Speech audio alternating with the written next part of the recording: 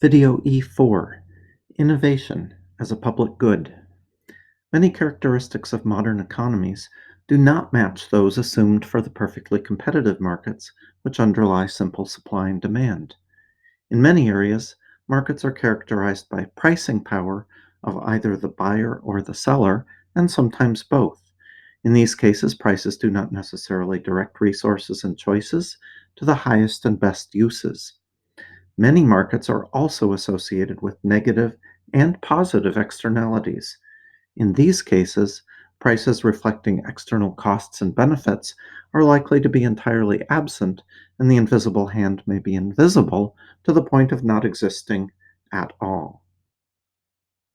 One way of thinking of external benefits or positive externalities is through the lens of what are called public goods. I'm thinking here of goods such as education, vaccines, or knowledge and innovation. Strictly speaking, public goods are what we call non-rival and non-excludable.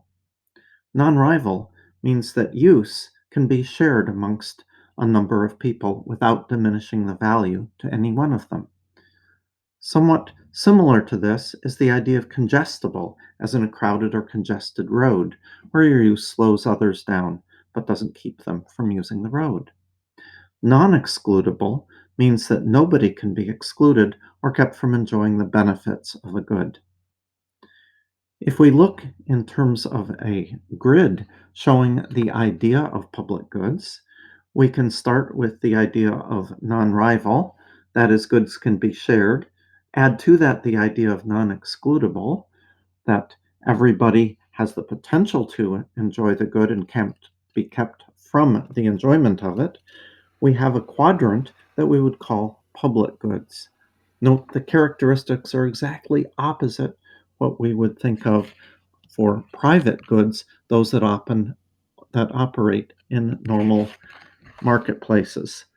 Private goods are both rival and excludable. Think about innovation now.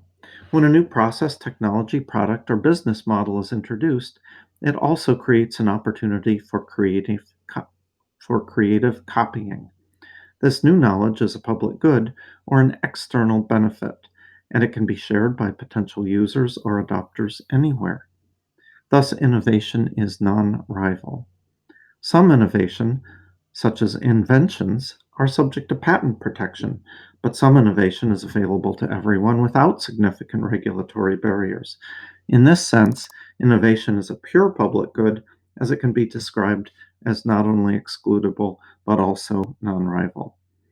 Recall that goods and services with associated external costs are likely, without regulation, to be overproduced.